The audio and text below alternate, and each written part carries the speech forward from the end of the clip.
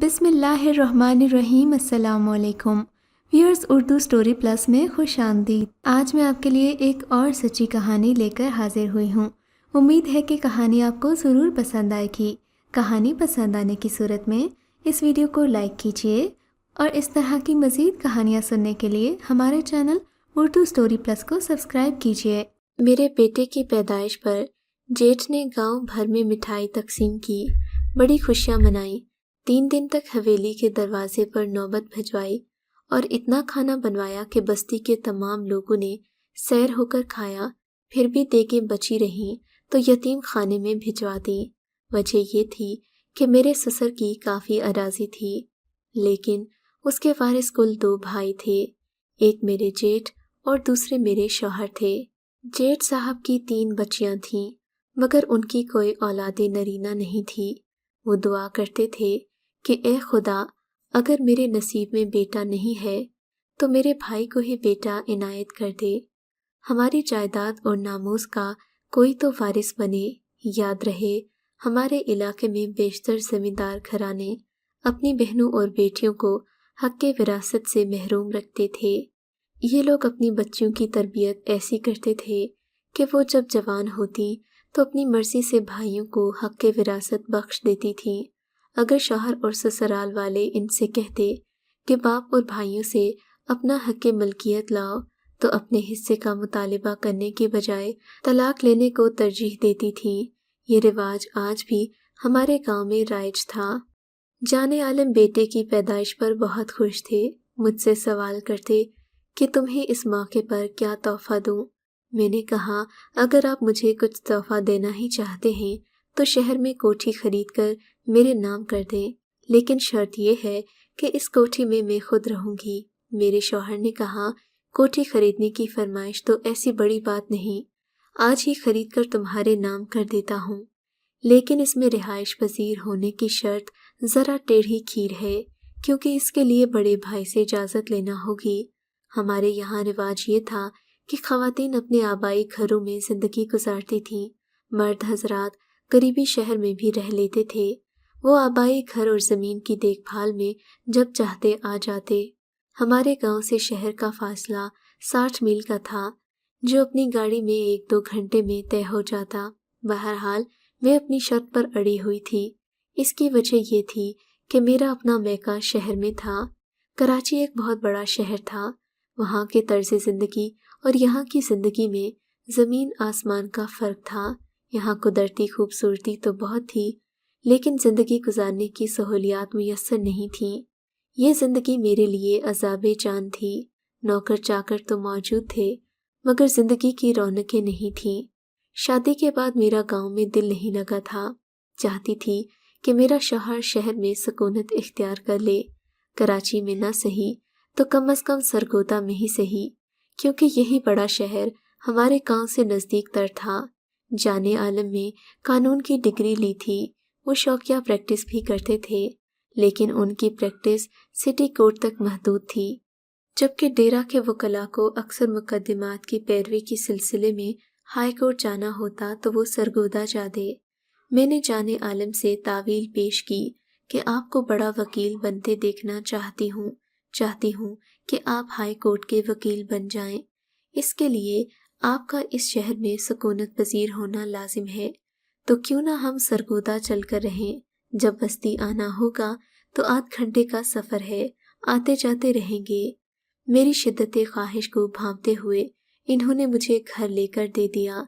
हम यहाँ शिफ्ट हो गए, लेकिन यहाँ आकर पता चला कि गांव की ज़िंदगी कितनी बड़ी नियामत होती है। अपने लिए 2 मर्द नौकर मेरे मियाँ गांव से साथ लाए थे, लेकिन घरेलू मुलाजिमा के तौर पर औरतें बस्ती छोड़कर यहाँ आने पर राज़ी नहीं थीं। जिसे लाते वो चंद दिन वापस रहकर चली जाती। किसी को बच्चे याद आते तो किसी का दम घुटने लगता। किसी न किसी बहाने ये लोग मुझे बेसुकून कर देते। हर माह नई औरत बस्ती से बतौर मुलाजिमा हम मंगवाते और वो 1 महीने भी न रहती। इस तरह की अफरा तफरी में मैं ज़हनी परेशानी का शिकार हो गई। एक तो बच्चा छोटा था, उसकी देखभाल यूं भी पहले बच्चे की परवरिश में बुजुर्ग ख़वातीन की मुआवनत की ज़रूरत होती है। जबकि मेरे पास मेरे अलावा कोई नहीं था। सास पहले ही अल्लाह को प्यारी हो चुकी थी। वालिदा अपना घर छोड़कर मेरे पास सरगोदा आने पर राजी नहीं थी। उनका अपना घर बार था, जबकि गांव में जिठानी, उनकी तीनों बच्चियां और मेरी नंदें सभी मेरे बच्चे की सेवा में लगी होती। वहां मुझे घर के काम करने भी नहीं पड़ते थे। मुलाजमाएं थीं, मैं तो तिनका न तोड़ती, हिलकर पानी भी नहीं पीती थी। प्यास लगती तो मुलाजिमा को आवाज़ देती। लेकिन जब मैं यहाँ आई तो मालूम हुआ कि मुश्तरका फैमिली सिस्टम भी एक बहुत बड़ी नेमत है। हमें अकेली ज़िंदगी के मसाइल का सामना करना पड़ा तो दिमाग ठिकाने पर आ गया। मुझे सरगोदा में जो मुलाजिमा मिली वो मेरे मतलब की नहीं थी। अपनी मर्जी से आती जाती, उन्हें पैसों की तो जैसे परवाह नहीं थी। ज़रा सी बात कह दो तो काम छोड़कर चली जाती और फिर दूसरे का तरद्दुद करना पड़ता। नए सिरे से हर एक को काम समझाना पड़ता। मेहमान ज़्यादा आ जाते तब उनकी बुड़बुड़ शुरू हो जाती। इनके तो मिजाज मिलते नहीं थे और हम इस किस्म के मुलाजिमीन के आदी नहीं थे। गांव में जो कहो, हमारे खिदमतगार सर झुकाकर हर हुक्म की अताअत करते थे। मैं बहुत जल्द तंग आ गई। बड़े शहर की सुकूनत में सबसे बड़ा मसला ये था कि यहाँ कोई खिदमतगार औरत नहीं मिलती थी। 2-4 मुलाजिम औरतें ऐसी मिली जो अच्छी खिदमतगार थीं, मेरी मर्जी का काम करती थीं, लेकिन इन्होंने मेरी कुछ अशिया चुरा ली। जब मुझे इल्म हुआ तो इन्हें निकालने में ही आफियत जानी। अभी ये मसला चल रहा था कि अल्लाह ने मुझे फिर से एक बार औलाद की नेमत से नवाजा। मेरा पहला बेटा अभी 2 साल का था कि दूसरा बेटा हयात पैदा हो गया। 2 छोटे बच्चों को संभालने में मैं बावली सी हो गई। कभी मुलाजिमा होती तो कभी ना होती। एक दिन एक औरत ने मुझे कहा कि वो अपनी 11 साल की बेटी को किसी शरीफ घराने में दिन रात के लिए रखवाना चाहती है। अगर आप कहें तो इस लड़की को कल साथ ले आऊं। ये औरत इसी मोहल्ले में रहती थी। मैंने कहा ज़रूर ले आओ। अगले रोज़ वो अपने हमरा एक बच्ची को ले आई। बच्ची को पहली नज़र देखा तो ये मुझे अच्छी लगी, लेकिन कुछ सहमी हुई थी। चेहरा शहजादियों जैसा था। इतनी हसीन लड़की इस औरत की नहीं हो सकती थी। मैंने उसकी सांवली और कदरे मोटी माँ की तरफ देखकर सोचा, माँ की शक्ल बुरी नहीं थी, लेकिन लड़की हुस्न में कमाल थी। मैंने कहा, क्या ये तुम्हारी अपनी बेटी है? तभी मैंने औरत से सवाल किया था। हाँ बेगम साहिबा, ये मेरी अपनी बच्ची है, मेरी कोख से पैदा हुई है। लगता है फिर इस बच्ची का बाप खूबसूरत होगा, मैंने दिल में ख्याल किया।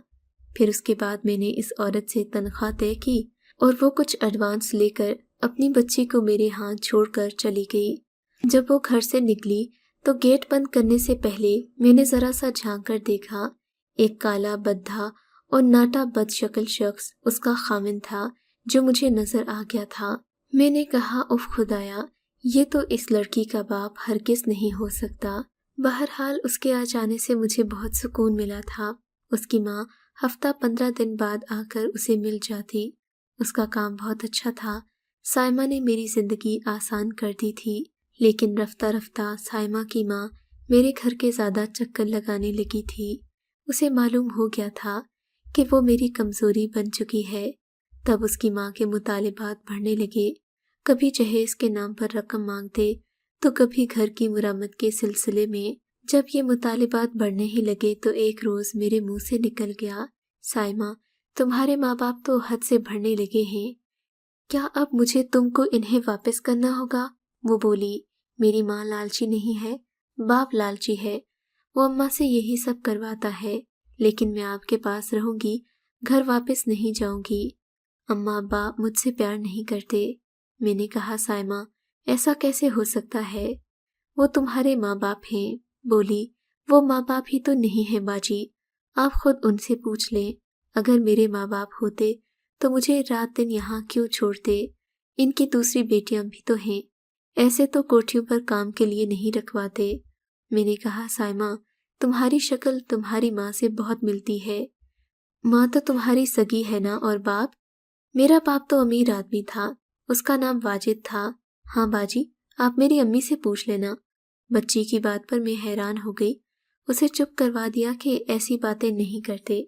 तुम्हारी माँ आएगी तो मैं पूछ लूँगी कि तुम्हारी ये बेटी क्या कहती रहती है। जब खुशबख्त आई तो मैंने उसे सारी हकीकत बताई। उसने कहा कि ये सच है। आपको क्या बताऊं बाजी, ऐसी बात बताने की तो नहीं, लेकिन आपको बताना ज़रूरी है, क्योंकि अगर किसी रोज़ मेरे बगैर इसका बाप अकेला इसे लेने आ जाए तो आप किसी तौर पर भी साइमा को उसके हवाले मत करना, वरना वो कमबख्त उसे बेच देगा। मुझे साइमा की माँ की इस बात पर बहुत हैरत हुई। फिर कुछ अफसरदा सी बोली, बीबी मैं आपको असल बात बताती हूँ। अभी साइमा पैदा नहीं हुई थी। मैं तब सिर्फ 3 बच्चों की माँ थी। तब मैं और मेरा शौहर वाजिद नामी एक मालदार शख्स की कोठी पर काम करते थे। उनकी मैं घरेलू मुलाजिमा थी। मेरा खामिन उनकी कोठी का माली था। इन्होंने हमें सर्वेंट क्वार्टर भी दे रखा था। वाजिद साहब की बीवी अक्सर घर पर नहीं होती थी। वो थी तो बहुत खूबसूरत, मगर कराची की थी। हर माह कराची चली जाती। तभी साहब बहुत डिस्टर्ब होते, मगर वो औरत उनके कहने में नहीं थी।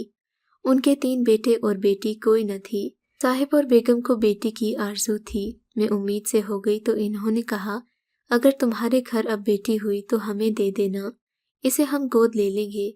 मैंने इकरार कर लिया कि दे दूंगी। खुदा की कनी, मैंने उनके सर्वेंट क्वार्टर में ही बेटी को जन्म दिया था। पहले तो मेरी 3 ही बेटियां थीं। इन्होंने बच्ची का नाम साइमा रखा और मुझे बेटी वाला वादा याद करवा दिया। उस वक्त मुझे ममता ने बहुत रोका, मगर अपने वादे से मजबूर होकर मैंने वाजिद साहब और उनकी बेगम के हवाले अपनी बेटी कर दी। चंद दिन तो उनकी बेगम ने मेरी बच्ची का चाव किया और उसे कबूल किया, मगर शायद दिल से कबूल नहीं किया था। वाजिद साहब ने बच्ची के लिए नया झूला बनवाया, उसे सोने की अंगूठियां पहनाई, बड़ा चाव किया। लेकिन एक दिन दोनों मियाँ बीवी में झगड़ा हुआ।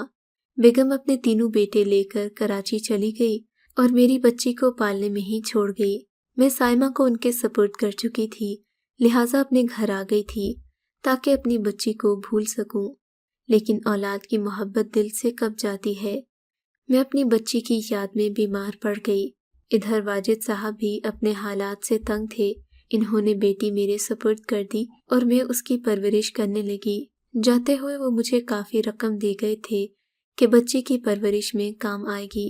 मेरे शौहर ने रकम तो समेट ली, लेकिन मेरे शौहर और ससुराल वालों को शक हुआ कि ये बच्ची उनकी नहीं है, बल्कि मेरी और वाजिद साहब की किसी लग़ज़िश का नतीजा है। बहरहाल वाजिद साहब का ऑपरेशन के दौरान इंतकाल हो गया। मेरी बच्ची हमेशा के लिए मेरी हो गई। मेरे शौहर की फितरत अच्छी नहीं है। अब वो मुझे बातों ही बातों में तंग करने लगा कि ये तुम्हारी बेटी नहीं है। शौहर की इन बातों का मेरे पास कोई जवाब नहीं था। मेरे तो और भी बच्चे थे, शौहर से अलहदगी लेकर कहाँ जाती। इन्हीं हालात में बस दिन गुजर रहे हैं। साइमा नादान है, वो नहीं जानती कि उसका बाप उसे अलग नज़र से देखता है। मुझे अपनी नहीं, अपनी बेटी की फिक्र है। मेरा शौहर बहुत ख़राब है, उसकी नीयत पर मुझे भरोसा नहीं। चाहती हूँ कि बेटी की शादी अच्छी जगह पर कर दूँ ताकि ये अपने घर की हो जाए। सच तो ये है कि मुझसे भी खता हो गई थी, अब उसी की सज़ा भुगत रही हूँ और न जाने कब तक भुगतती रहूँगी। खुदा से दुआ करती हूँ कि मेरे गुनाह की सज़ा मुझे ही मिले, मेरी मासूम बच्ची साइमा को ना मिले, ये इज़्ज़त की ज़िंदगी गुजारे। बीबी, हम बहुत गरीब और मुफलिस लोग हैं। गुर्बत में कभी कभी इज़्ज़त को दाव लगाना पड़ जाता है। ये कहकर वो उठ खड़ी हुई। मैंने उसे कुछ रकम दी और कहा, फिक्र न करो, तुम्हारी लड़की मेरे घर में महफूज है। यहाँ कोई इसका बाल भी बीका नहीं कर सकता। मैं तनख्वाह और बढ़ा दूंगी। तुम्हारा शौहर रकम का मुतालिबा करे तो ले लेना, लेकिन तुम्हारी लड़की बड़ी हो रही है, इसका रिश्ता तलाश करो। कोई अच्छा रिश्ता मिल जाए तो जहेज की फिक्र न करना, हम इसे अपने घर से इज़्ज़त के साथ ब्याह देंगे। खुशबख्त ने मुझे दुआएं दी। उसके 4 साल बाद भी साइमा मेरे पास रही। मेरे बच्चे स्कूल जाने लगे थे। एक रोज़ उसकी माँ आ गई। साइमा का अच्छा रिश्ता मिला है, भाई का बेटा है, लेकिन मेरा खामिन मेरे भाई से रिश्ते के बदले 3 लाख मांगता है। मैंने अपने शौहर से जिक्र किया।